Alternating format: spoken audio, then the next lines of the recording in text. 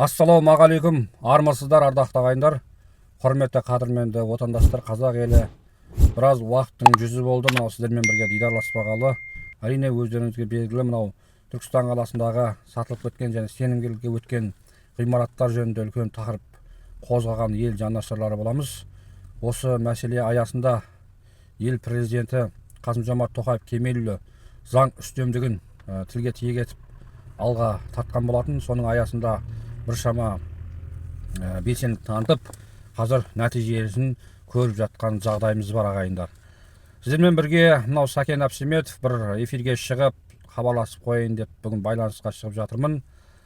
Біз әлі де осы ел игілігі үшін өз қызметімізді атқарып жатырмыз. Бүгін 6 наурыз 2024 жыл, көктемнің алғашқы күндерінің бірі. Әрине, көктемнің алғашқы күндерінің бірі осы мерекеге толы айлардың бірі болып саналады. Алда келе жатқан мерекемен сіздерді шын жүректен құттықтаймын ағайындар. Отбасыларыңызға береке, ырыс, ынтымақ, бірлік, бақ-дәулет тілей отырып, әрқашанда ел аман, жұрт тыныш болсын. Көрермендер, мына білесіздер, мен әрдайым айтып келемін, ел қаржысы атаңнан қалған ас емес. Өздеріңіз көріп отырсыздар, біздің әлеуметтік желіде Сәкен Әбсеметов және STV Channel YouTube арнасы, Instagram және STV Channel TikTok әлеуметтік желісі бар. Сонда әртүрлі видеоларды әр тарапқа таратып отырамын. Мынау елдің қарсы, халықтың маңдай термен жиналған тиындары қамбадағы, соны талан-таражға салып жатқан мынау жемқорлық мәселесіндегі кейбір ер азаматтарымыз қазіргі таңда антикордың қызба қызмет жасауының арқасында көптеген ер азаматтар сот алдында, заң алдында қазір жауап беріп жатқан баршамыз да білеміз. Оны TikTok'та STV Channel YouTube арнасында күнделікті түрде шығарып жатырмын ұсталған адамдарды. Сонымен қатар білім бөлімінде білесіздер, көптеген бухгалтерлер қазір таң аясында жауап беріп жатыр.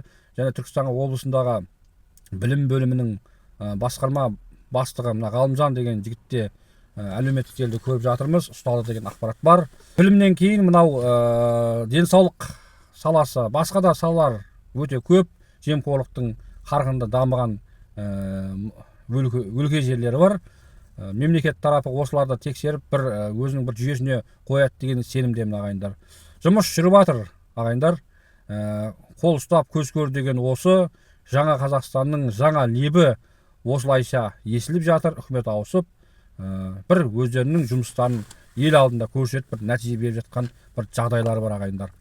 Біз де қарап қалмай, мына қазіргі таңда бұрын болмаған Түркістан қаласындағы қоғам белсенділері, ел жанашырлары WhatsApp желісінде топ құрып, оның ішінде қалаға жауапты мамандарды, әкімшілік тарапы болсын, құқық қорғау органдары болсын, көптеген мамандарды топқа қосып, қаланың кем кетістік жерлерін, бұзылған жерлерін, бүлдірілген жерлерін, басқа да салаларын, шешілмеген түйіндер болатын болса, ортаға салып, мамандардан қазір жауап алып, істеген жұмыстарын көз көріп, қазір баға беріп жатқан жағдайымыз бар. Осылайша біз қазір қоғам болып, ел болып, мемлекет болып қазір жұмыс жасап жатырмыз. Бұны не үшін айтып жатыр деп ойлайсыздар? Жаңа Қазақстанның жаңа лебі, басқа да өңірлер, елімізде басқа да өңірлер осындай қоғам белсенділерімен әкімшілік тарапы, мемлекет тарапы бірігіп осы топ құрып, қаладағы мәселелерді ортаға салып, осылай мамандар жұмыс істеп жатса, ол нұр үстіне нұр, бір ілгері дамудың бір бейнесі деп білеміз.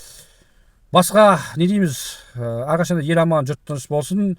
Ақиқаттың ақ туы және әділдіктің бір лебі қазір есіліп тұр ағайындар. Соны айтқым келіп бүгін байланысқа шығып жатырмын. Шындық іздеген адамға, шырылдаған адамға бүгін міне мемлекет бет бұрды. Қазір барынша дәлеліңіз болса, дәйегіңіз болса, қызмет жүріп жатыр. Және де тағы бір нәрсені қосқанды жөн көріп отырмыз. Біз сенімгерлікке өткен ғимараттардан бөлек бірнеше тақырыптарды осы қала көлемінде қозғап, біраз мәселелерді шешіктеп сіздерге есеп бергім келіп отыр. Мына Сауран ауданы бойынша бірнеше қала тұрғындары хабарласып, өздерінің арыз шағымдарын айтып біздің арнаға билер алқасына, әділдік жолына келген болатын. Әрине соның нәтижесінде бірнеше азаматтар аудан бойынша құрметті азаматты заңсыз алғандарын дәлелденіп, құрметті азаматтықтан алынып, кейбірі партиядан шығарылып, депутаттық мандатты тапсырып кеткен болатын.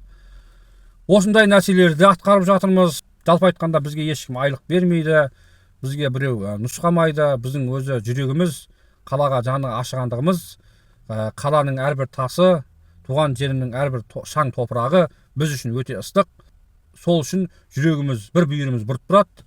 Елімізге, туған жерімізге қандай да бір іс-әрекеттер, қисынсыз іс-әрекеттер келіп жатса, біз әрқашанда оны талқылауға, оның мәселесін шешуге әрдайым дайынбыз. Рахмет тыңдағандарыңызға. Келесі кездескенше сау саламатта болыңыздар.